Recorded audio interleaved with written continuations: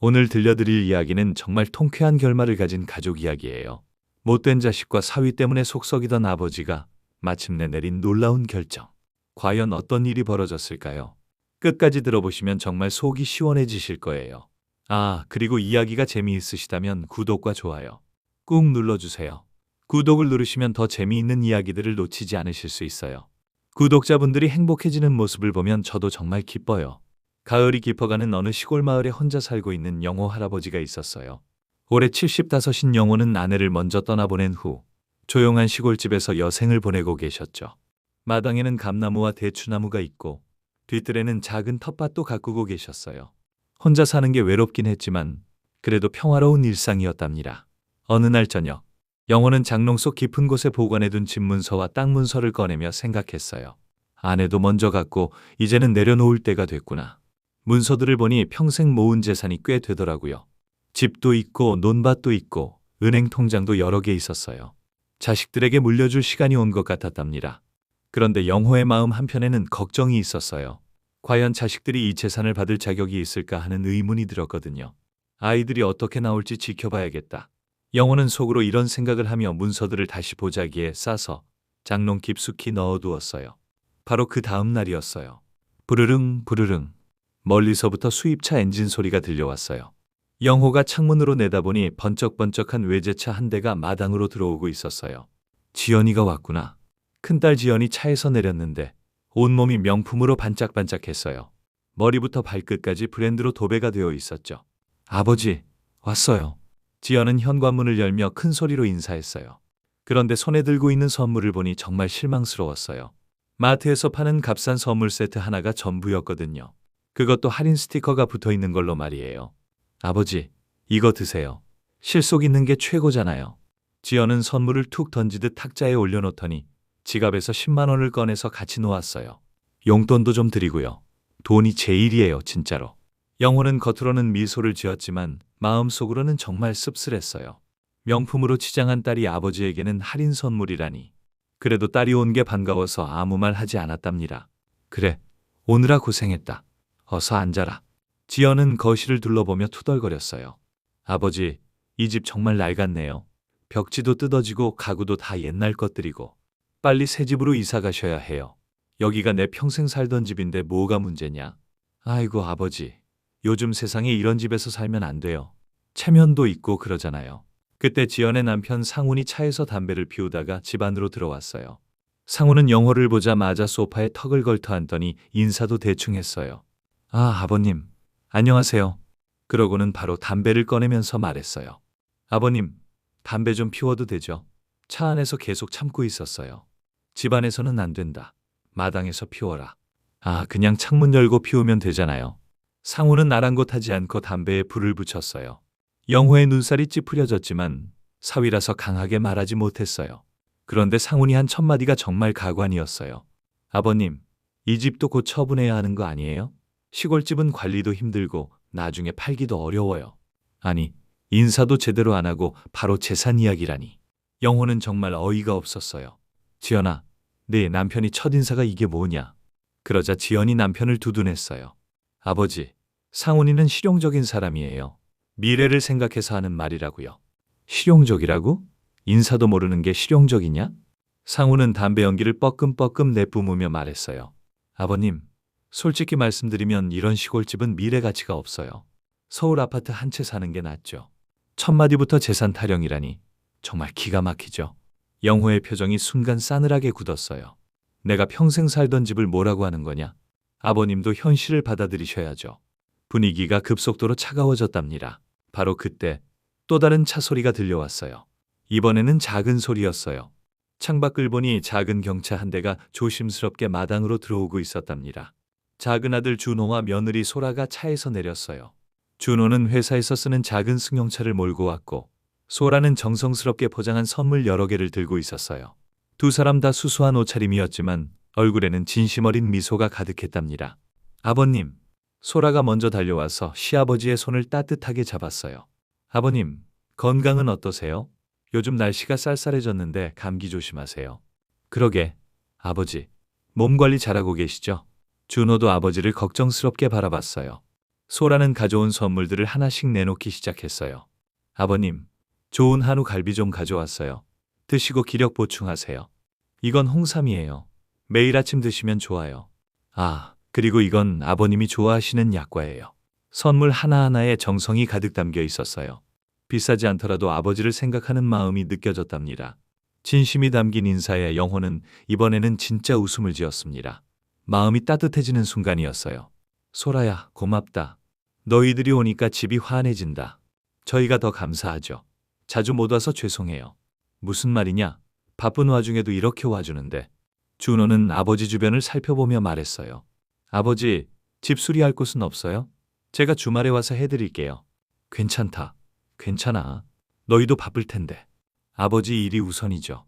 지연은 이런 소라를 보며 남편에게 속삭였어요. 봐, 저런 건 다 쇼야.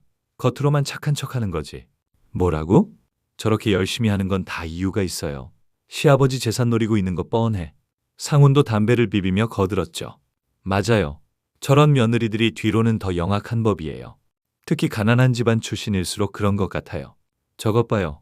괜히 홍삼이니 뭐니 비싼 걸로 사와서 점수 따려는 거예요. 둘은 소라를 향해 비웃는 시선을 보냈어요. 소라가 시아버지께 차를 따라드리는 모습도 못마땅해 했어요. 저런 식으로 아부하면 뭐든지 얻을 수 있다고 생각하나 봐요. 젊은 며느리들이 다 그래요. 처음에만 저러고 나중엔 본색 드러내죠. 하지만 소라는 그런 시선 따위 신경 쓰지 않고 정성껏 시아버지를 모셨답니다. 아버님, 물 좀 더 드릴까요? 목이 마르실 것 같은데. 아니다. 괜찮다. 앉아서 쉬어라. 아버님이 편하셔야 저희가 편해요. 갈등의 복선이 서서히 심화되고 있었어요. 같은 집에 있지만 분위기는 완전히 달랐답니다. 한쪽은 냉소와 비웃음, 다른 한쪽은 진심과 정성이었죠. 점심시간이 되었어요. 소라가 부엌에서 열심히 음식을 준비했어요. 아버님, 뭐 도와드릴까요? 영호가 일어나려 하자 소라가 말렸어요. 아버님은 그냥 앉아 계세요. 제가 다 할게요. 온 가족이 둘러앉은 식탁의 분위기는 정말 어색했답니다. 지연은 식사 내내 휴대폰만 보며 가끔 피식피식 웃었어요. 아, 이거 진짜 웃기네. 봐요, 상훈아. 휴대폰 화면을 남편에게 보여주며 킥킥거렸어요. 상훈은 반주를 하며 음식을 흘끔흘끔 보더니 투덜거렸어요. 이런 촌스러운 음식은 입맛에도 안 맞네요. 뭐가 문제냐? 서울 음식에 익숙해서 그런지 너무 짜고 맵고 그래요. 그럼 안 먹으면 된다. 지연도 거들었어요. 맞아요, 아버지. 요즘 사람들 입맛은 이런 거 안 맞아요. 그러면 밖에 나가서 사 먹어라. 아이고, 농담이에요. 그래도 먹을게요. 소라만 혼자서 분위기를 살리려고 애썼죠. 아버님, 이 나물 정말 맛있네요. 어디서 나신 거예요? 뒤뜰 텃밭에서 기른 거다. 와, 직접 기르신 거예요? 정말 신선하고 맛있어요. 올해 농사가 잘 됐거든. 하지만 지연과 상훈의 차가운 반응에 식탁은 계속 침묵만 흘렀어요. 준호도 형부와 누나의 태도 때문에 불편해했어요. 형부, 누나, 아버지가 정성껏 차려주신 건데. 뭐? 우리가 뭔 말했어? 분위기가 점점 더 어색해졌답니다. 저녁이 지나고 밤이 되자 지연과 상훈은 동네 술집에 나갔어요. 답답해서 못 살겠어. 술이나 마시자. 그러게요. 여기 있으면 갑갑해 죽겠어요. 2시간쯤 지나서 잔뜩 취해서 돌아왔어요. 상훈은 비틀거리며 현관문을 박차고 들어오더니 신발도 벗지 않고 거실에 들어 누웠어요. 아, 피곤해. 진짜 시골은 할 일도 없고 재미도 없네. 그때 소라가 부엌에서 내일 아침용으로 전을 부치고 있었거든요. 야, 뭔 냄새야. 상훈이 갑자기 고성을 질렀어요. 기름 냄새 진동하네. 뭘 부치고 있는 거야? 소라가 조용히 말했어요. 내일 아침에 드실 전이에요. 조용히 하세요. 조용히 하라고? 내가 왜 조용히 해야 해? 여긴 내 처가야. 다들 주무시는데 너무 시끄러워요. 지연도 비틀거리며 소파에 털썩 앉았어요. 아, 머리 아파 죽겠네. 소라야, 그 기름 냄새 좀 어떻게 해봐. 환풍기 틀었어요. 조금만 참아주세요. 참아달라고? 우리가 참아야 해? 상우는 거실 바닥에 벌러덩 누우며 소리쳤어요. 아, 정말 짜증나네. 이런 시골집에서 뭘 붙이고 난리야. 영호는 안방에서 이 소란을 들으며 한숨을 깊게 쉬었답니다. 저런 놈들을 사위로 뒀구나. 새벽 4시가 되었어요. 오늘은 영호의 아버지 제사날이었거든요. 영호와 소라가 함께 부엌에서 제사 음식을 준비하기 시작했어요. 소라야, 미안하다. 새벽부터 고생시켜서. 아니에요, 아버님. 이런 일은 당연히 해야죠. 두 사람이 열심히 준비하는 동안 지연은 침실에서 나오지도 않았어요. 영호가 문을 두드리며 말했어요. 지연아, 제사 준비 좀 도와라. 아버지, 머리 아파요. 어젯밤에 술 많이 마셔서요. 그래도 제사인데 좀 이따가 나갈게요. 조금만 더 자게 해주세요. 상우는 일어나기는 했지만 제사 준비는 완전히 무시했어요. 거실에서 TV를 보며 말했어요. 아버님, 21세기에 무슨 제사예요? 뭐라고? 제사는 구시대 유물이에요. 죽은 사람이 뭘 먹는다고 해요? 영호의 얼굴이 일그러졌어요. 조상에 대한 예의도 모르냐? 예의라니요? 그냥 미신이잖아요. 과학적으로 생각해보세요. 과학이 뭐가 중요하냐? 조상 없으면 내가 어디서 나왔어? 상우는 콧방귀를 뀌며 말했어요. 하여튼 9세대는 아버님도 생각을 좀 바꾸세요. 영호는 이런 말들을 들으면서도 꾹 참고 침묵했습니다. 화가 나서 혈압이 올라갈 것 같았지만 참았어요. 소라만 열심히 도와드렸어요. 아버님, 이 과일은 어떻게 깎을까요? 고맙다 소라야. 네가 있어서 다행이다. 드디어 아침이 되어 제사 시간이 되었어요. 제사상이 정성스럽게 차려졌어요. 소라가 거의 혼자 준비한 거나 다름없었답니다. 자, 이제 제사 지내자. 가족들이 제사상 앞에 모였는데요. 지연은 귀찮다는 듯이 머리를 극적이며 나왔어요. 아, 정말 일찍도 하네. 몇 시예요? 7시다. 너무 일찍 아니에요? 조상님도 이른 아침에 배고프실까요? 지연은 건성건성 절을 했어요. 한 번, 두 번 대충 고개만 숙였답니다. 이제 됐죠? 제대로 해라. 할아버지한테 인사하는 거야. 아이고, 알겠어요. 상호는 아예 절도하지 않고 서 있으면서 말했어요. 아버님, 조상이 우리한테 밥 먹여주기라도 해요? 뭐라고? 이런 거 하지 말고 그냥 외식이나 하죠. 돈도 아끼고요. 너 지금 뭔 소리 하는 거냐? 영호의 얼굴이 점점 굳어졌습니다. 조상에 대한 예의도 없는 사위와 딸을 보며 마음이 정말 아팠어요. 네 부모도 죽으면 너한테 제사 안 받겠다는 거냐? 솔직히 말하면 그런 식으로 안 할 거예요. 요즘엔 추도식으로 하잖아요. 소라와 준호만 정성스럽게 절을 올렸답니다. 할아버님, 잘 계세요. 아버지 건강하게 잘 보살펴 주세요. 준호도 진심으로 절했어요. 할아버지, 손자 준호입니다. 아버지 잘 부탁드려요. 제사가 끝나고 음복을 나누는 시간이 되었어요. 제사상에 올렸던 음식을 함께 나눠 먹는 시간이죠. 자, 다들 앉아서 음복하자. 그런데 소라가 남은 음식을 조금 챙기려고 하자 지연이 냉소적으로 말했습니다. 어머, 소라는 정말 알뜰하네. 네? 역시 가난하니까 음식이라도 싸가야겠지. 이해해요. 소라의 얼굴이 빨갛게 달아올랐어요. 상훈도 거들었죠. 맞아요. 시댁덕이나 좀 보려는 거지. 무슨 말씀을 그렇게 하세요? 뻔해요, 뻔해. 이런 식으로 시아버지한테 잘 보이려는 거죠. 소라의 눈빛이 흔들렸지만 꾹 참았어요. 그런 뜻이 아니에요. 그냥 버리기 아까워서. 버리기 아까우면 우리가 버리겠어요. 염려 마세요. 지연의 말투가 정말 비꼬는 식이었어요. 하지만 소라는 마음속으로는 정말 상처받았겠죠. 시댁에 와서 정성껏 도왔는데 이런 소리를 들으니까 말이에요. 제가 잘못 생각했나 봐요. 잘못 생각한 게 아니라 원래 그런 거죠. 영호도 이 말을 듣고 주먹을 꽉 쥐었어요. 착한 며느리를 이렇게 모독하다니. 너희들 말이 너무 심하다. 아버지는 또 소라 편만 들고 저는 친딸인데. 그때 준호가 참다 못해 벌떡 일어섰습니다. 의자가 바닥에 넘어질 정도로 격하게 일어났어요. 형부, 누나, 정말로 선 넘지 마세요. 목소리가 떨렸어요. 평소에 온순한 준호가 이렇게 화내는 건 정말 드문 일이었거든요. 뭐? 선이야 뭐야? 우리가 뭘 잘못했어? 지연이 되받아쳤어요. 아내를 모독하는 건 참을 수 없어요. 모독이라니. 그냥 사실을 말한 건데. 사실이라고요? 어떤 사실이에요?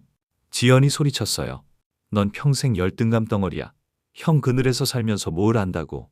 누나, 그런 식으로 말하지 마세요. 왜? 틀렸어? 공부도 나만 못하고 돈도 나만 못 벌고. 상훈도 가세했습니다. 준호야, 현실을 받아들여. 어차피 이 집은 결국 우리 거 될 거야. 뭐라고요? 내게 상속받는 게 당연하잖아. 그게 우리나라 전통이고. 전통을 말씀하시면서 제사는 왜 안 지내세요? 준호는 아내를 감싸며 맞섰어요. 우리 소라는 여기서 누구보다 정성을 다했어요. 정성이라고? 그냥 보상바라고 하는 거지. 형부, 정말 그만하세요. 거실의 분위기는 최고조로 험악해졌답니다. 영호는 이 모든 상황을 지켜보며 분노가 치밀어 올랐어요. 자식들이 이렇게 싸우는 모습을 보니 정말 참을 수가 없었어요. 그 순간이었어요. 영호의 참을성이 끝에 달했어요. 탕! 영호가 주먹으로 밥상을 3개 내리쳤습니다. 그릇들이 쨍그랑하고 흩어지며 바닥에 떨어졌어요. 국물이 사방으로 튀었고 밥알이 여기저기 흩어졌답니다. 내가 너희 보려고 평생을 산 게 아니다. 영호의 목소리가 집 전체에 울려 퍼졌어요. 모두가 깜짝 놀라 조용해졌죠. 지연도, 상훈도 처음 보는 아버지의 분노에 말을 잃었어요. 내가 평생 너희들 키우려고 얼마나 고생했는데. 영호의 손이 부들부들 떨렸어요. 밤낮으로 일해서 너희 뒷바라지하고 대학도 보내고 결혼도 시켜줬는데. 아버지, 진정하세요. 진정하라고? 내가 어떻게 진정해? 영호는 가슴을 치며 소리쳤어요. 너희 어머니가 살아계실 때도 이런 걸 걱정하셨다. 무슨 걱정을 하셨다고요? 지연이가 너무 이기적으로 크고 있다고. 나중에 큰일 날 거라고. 지연의 얼굴이 하얗게 질렸어요. 그리고 상훈아, 네가 뭔데 내 집에 와서 이런 식으로 행동하냐? 상훈은 담배를 떨어뜨리며 당황했어요. 아, 아버님, 제가 뭘 했냐고? 내가 한 말 한 행동 다 봤어. 영호는 화가 난 채로 안방을 향해 걸어갔어요. 더 이상 참을 수 없다. 그리고 안방 문을 쾅 하고 닫았어요.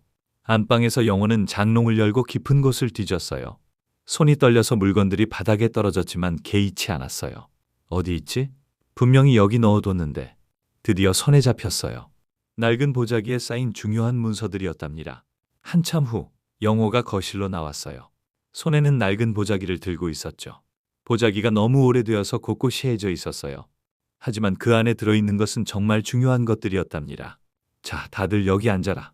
영호의 목소리는 차분했지만 단호했어요.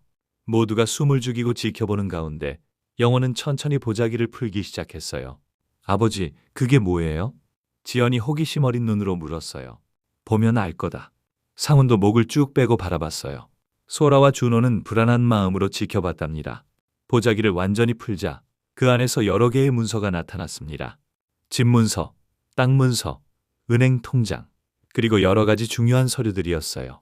영호가 평생 모은 재산의 증명서들이었던 거죠. 와, 지연의 눈이 번쩍 빛났어요. 생각보다 많은 재산이었거든요. 집도 있고 논밭도 여러 군데 있고 은행 잔고도 상당했어요. 아버님, 이게 전부예요? 상훈이 군침을 삼키며 물었어요. 전부가 아니다. 이건 일부고 나머지는 다른 데 있다. 다른데요? 그건 나중에 알려줄 거다. 지연이 미소를 지으며 말했어요. 아, 드디어 제 차례군요. 오래 기다렸어요, 아버지. 그래, 작년이니까 당연히 많이 받아야죠. 상훈도 옆에서 거들었어요. 하지만 영호의 표정은 여전히 굳어 있었어요. 너희가 이걸 받을 자격이 있다고 생각하냐? 네? 무슨 말씀이세요? 내 말을 못 알아듣겠냐? 그때 소라가 조용히 말했어요. 아버님, 저희는 그런 거 바라고 온 게 아니에요. 소라야, 나도 안다. 너는 달라. 준호도 고개를 저었어요. 아버지, 저희는 정말 그런 생각 없어요. 하지만 영호가 한 행동은 모두의 예상을 완전히 뒤엎었습니다. 모두가 장녀 지연이 받을 거라고 생각했거든요. 하지만 영호는 다른 생각이었어요. 영호는 그 소중한 문서 뭉치를 들고 소라 앞으로 걸어갔어요. 모든 시선이 영호에게 집중되었답니다. 소라야, 네 아버님, 이제부터는 너희 것이다. 영호가 문서들을 소라의 손에 건넸어요. 소라는 깜짝 놀라서 손을 뒤로 뺐어요. 아버님, 안 돼요. 이런 건 받을 수 없어요. 받아라. 이게 내 마지막 결정이다. 순간 거실이 아수라장이 되었어요. 뭐라고요? 지연이 소리치며 벌떡 일어났어요. 얼굴이 새하얗게 질렸다가 금세 새빨갛게 달아올랐어요. 아버지, 이게 무슨 일이에요? 내 결정이다. 결정이라니. 전 장녀예요. 장녀라고요. 지연의 목소리가 금이 갔어요. 상훈도 황급히 일어나서 소리쳤습니다. 이건 말이 안 돼요. 아버님, 뭐가 말이 안 되냐? 법적으로 장녀 상속부는 있다고요. 이건 법에도 어긋나요. 지연은 소라에게 달려들었어요. 야, 소라, 그거 내놔. 소라를 밀치며 문서를 빼앗으려고 발악했어요. 언니, 저는 정말 이런 거 원하지 않았어요. 거짓말하지 마. 네가 아버지를 꼬드긴 거지. 준호가 아내를 감싸며 지연을 막았어요. 누나, 이러지 마세요. 너도 한패지? 너희가 짜고 치는 거였어? 그런 게 아니에요. 상우는 영호에게 따져들었어요. 아버님, 다시 생각해 보세요. 지연이는 첫째 딸이에요. 그래서 뭐? 전통적으로 첫째가 집안을 이어받잖아요. 전통을 말하는 내가 제사는 왜 거부했냐? 집안은 정말 난투 직전 상황이 되었어요. 지연은 계속 소라에게 달려들려 했고, 준호는 아내를 지키려 했고, 상우는 영호를 설득하려 했어요. 소라는 문서를 꼭 안고 벌벌 떨고 있었답니다. 아버님, 정말 다시 생각해 보세요. 내 생각은 확고하다. 이런 식으로 하시면 나중에 후회하실 거예요. 후회는 내가 할 일이다. 그때 영호가 더 이상 참을 수 없다는 듯이 냉정하고 단호하게 외쳤습니다. 내 집에서 당장 나가라.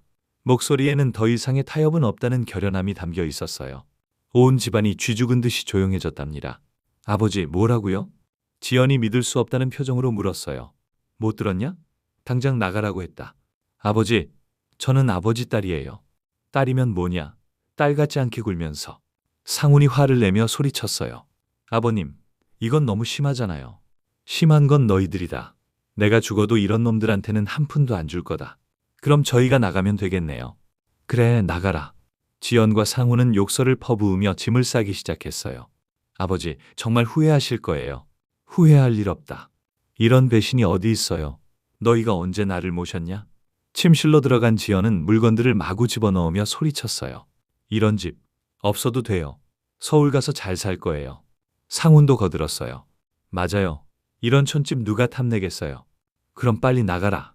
짐을 다 싼 지연과 상훈은 현관으로 나오며 마지막 악담을 퍼부었어요. 아버지, 나중에 아프고 외로워도 저희한테 연락하지 마세요. 연락 안 한다. 소라한테나 부탁하세요. 그럴 거다. 둘은 온갖 욕설과 악담을 하며 집을 나갔어요. 차 문을 쾅쾅 닫고 타이어를 끽끽 울리며 마당을 빠져나갔답니다. 쾅! 대문이 세게 닫히며 집안에는 정적만 남았습니다. 영호는 그 자리에 주저앉으며 한숨을 깊게 내쉬었어요. 이제야 집이 조용해졌다. 다음 날 아침, 이웃 어른들이 어젯밤 소란을 듣고 사정을 알아보러 찾아왔어요. 영호야, 어젯밤에 무슨 일 있었냐? 소리가 많이 났던데. 아, 그냥 좀 시끄러웠어요. 지연이네는 벌써 서울 갔다던데? 네, 일찍 갔어요. 영호는 마당에 앉아서 담담하게 말했습니다. 사실 어젯밤에 좀 큰일이 있었어요. 무슨 일? 못된 자식은 재산이 아니라 업보라는 걸 깨달았어요. 이웃 어른들이 고개를 끄덕였어요. 그래, 자식이 잘못되면 부모가 고생이지. 평생 기르고 가르쳤는데 이게 뭐냐 싶더라고요. 그러게 말이야. 영호는 계속 말했어요. 착한 며느리 손에 제 인생을 맡겼으니 이제 후회 없어요. 소라가 참 착하더라. 네, 정말 며느리 복은 있는 것 같아요. 그때 소라가 부엌에서 나와서 이웃 어른들께 차를 대접했어요. 어르신들 차 드세요. 고맙다, 소라야. 소라는 눈물을 흘리며 고개를 숙였어요. 죄송해요. 쟤 때문에 이런 일이. 무슨 소리냐? 네 잘못이 아니야. 준호는 아버지 옆에 앉아서 어깨를 두드렸어요. 아버지, 힘드셨죠? 아니다. 오히려 속이 시원하다. 정말요? 이제야 진짜 가족이 누군지 알겠어. 이웃 어른 중 한 분이 말했어요. 영호야, 잘한 일이야. 못된 자식한테 재산 줘봤자 도박이나 술값으로 다 날릴 텐데. 그러게요. 착한 며느리가 받는 게 맞아요. 소라는 시아버지 모시는 것도 정성스럽고 제사 준비도 혼자 다 하던데. 소라가 또 눈물을 훔쳤어요. 제가 당연히 해야 할 일이에요. 당연한 게 어디 있어? 요즘 며느리들 중에 이런 며느리가 몇이나 되겠어? 소라는 정말 귀한 며느리야. 마지막 장면에서 영호는 창밖 황금빛 들판을 바라보며 평화로운 미소를 지었습니다. 가을 햇살이 따뜻하게 들어와 거실을 비췄어요. 못된 자식은 쫓겨나고 착한 며느리와 차남이 인정받은 이 이야기. 참 속 시원한 결말이지. 영호가 혼잣말처럼 중얼거렸어요. 이제야 마음이 편하다. 정말 속이 시원한 결말이죠. 시청자 여러분들도 많이 속 시원해 하실 거예요. 못된 자식들은 제대로 혼나고 착한 며느리는 복을 받는 이야기였습니다. 이런 통쾌한 이야기가 더 듣고 싶으시다면 구독과 좋아요 꼭 눌러주세요. 구독을 누르시면 여러분의 하루가 더욱 행복해질 거예요. 매일매일 재미있고 속 시원한 이야기로 찾아뵐게요. 좋아요도 꾹 눌러주시면 더 좋은 이야기를 만드는 데 큰 힘이 됩니다. 여러분의 구독과 좋아요가 저에게는 정말 큰 힘이 되고 있어요. 구독자 여러분이 행복해 하시는 모습을 보면 저도 정말 기쁩니다. 앞으로도 계속해서 재미있고 감동적인 이야기들로 찾아뵙겠습니다. 다음에는 또 어떤 이야기를 들려드릴까요? 기대해 주세요. 오늘 이야기는 여기서 마치겠습니다. 끝까지 들어주셔서 정말 감사합니다.